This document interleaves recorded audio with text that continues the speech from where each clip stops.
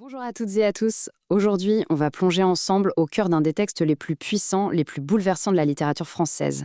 On va décortiquer le chapitre 43 du Dernier jour d'un condamné de Victor Hugo. C'est un moment absolument charnière où tout le combat de Hugo contre la peine de mort bascule de l'argument politique à quelque chose de viscéral. On entre dans la tragédie la plus intime qui soit, la rencontre d'un père avec son enfant.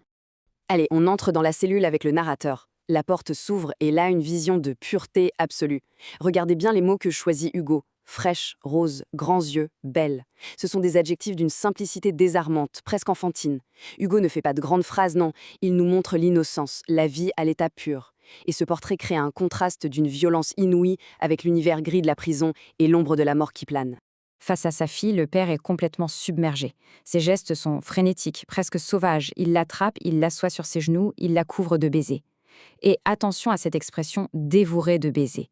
C'est une hyperbole, bien sûr, mais elle nous dit tout. Ce n'est plus un amour tendre, c'est une faim, un besoin vital de se raccrocher à la vie. Mais il y a un mais, une première petite fissure. L'enfant, elle, se laisse faire, mais elle regarde sa bonne qui pleure en arrière-plan. L'inquiétude commence à poindre. Et c'est là, précisément à cet instant, que tout va se briser. L'espoir fou du père, ce besoin de se sentir vivant une dernière fois, va se fracasser contre le mur le plus terrible qui soit, l'innocence d'un enfant. Le silence se rompt, et les quelques mots qui vont être échangés vont sceller une tragédie bien plus grande que la mort elle-même. Vous entendez? Le mot qui tue, c'est « monsieur ». Il sort de la bouche de sa propre fille. Pour le condamné, c'est bien plus qu'une simple erreur, c'est un coup de poignard en plein cœur. Certes, il la serre trop fort physiquement, mais le vrai mal, la vraie douleur, elle vient de cette distance que le mot installe. En une seconde, il est devenu un étranger. Ce tableau l'illustre parfaitement. Le choc psychologique est total. Imaginez, d'un côté, il y a l'attente du mot le plus simple, le plus fondamental, papa, celui qui définit son identité. Et de l'autre, la réalité, brutale, monsieur. Un terme froid, impersonnel, qui dresse une barrière infranchissable entre eux. Pour lui, c'est tout simplement la négation de ce qu'il est. C'est l'anéantissement de sa paternité. Et là, on entre dans sa tête. C'est le monologue du désespoir à l'état pur. Hugo utilise ici une figure de style très forte, l'anaphore, en répétant « quoi ». Ce mot qui claque, c'est le son de son incrédulité, de sa douleur. Ce qu'il comprend, c'est qu'il ne s'agit plus seulement de mourir. Il est déjà mort pour sa fille. Il a été effacé de la seule mémoire qui comptait. Et ça, c'est une condamnation bien plus terrible que l'échafaud. On pourrait croire qu'on a touché le fond, que la douleur ne peut pas être plus intense. Eh bien si, Hugo pousse le tragique encore plus loin. Le père, dans une dernière tentative désespérée, continue de poser des questions à sa fille. Il ne sait pas encore qu'il est sur le point d'entendre sa propre sentence de mort, prononcée par la voix de celle qui incarne la vie. On assiste là à un dialogue d'une ironie tragique absolue. C'est un chef-d'œuvre. Chaque réponse, dans son innocence, est une nouvelle lame de couteau. Oui, elle a un papa, mais il est mort. Et regardez sa définition de la mort, si poétique et si cruelle, dans la terre et dans le ciel. Le lecteur, lui, sait. Et puis vient le coup de grâce, la phrase finale « Non, mon papa était bien plus beau ». Le rejet n'est même pas méchant, il est factuel. La souffrance a tellement changé cet homme qu'il est devenu méconnaissable, même pour sa propre fille.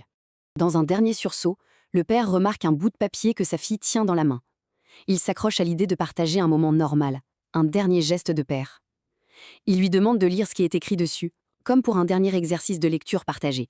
Et là, la tension devient presque insupportable. L'enfant, très appliqué, commence à épeler les lettres. Hugo est un maître du rythme. Il ralentit toute la narration. On vit la scène lettre après lettre. Chaque son est comme suspendu dans le temps. Chaque syllabe est une torture. La lecture continue, lente, laborieuse. Et nous, lecteurs, tout comme le père, on commence à assembler les pièces du puzzle. On sent la catastrophe arriver. L'innocence de cet acte de lecture est en opposition totale avec la violence du mot qui est en train de se former sous nos yeux. Et le mot tombe comme un couperet. Arrêt, l'arrêt de mort, le terme juridique, froid, administratif qui scelle son destin.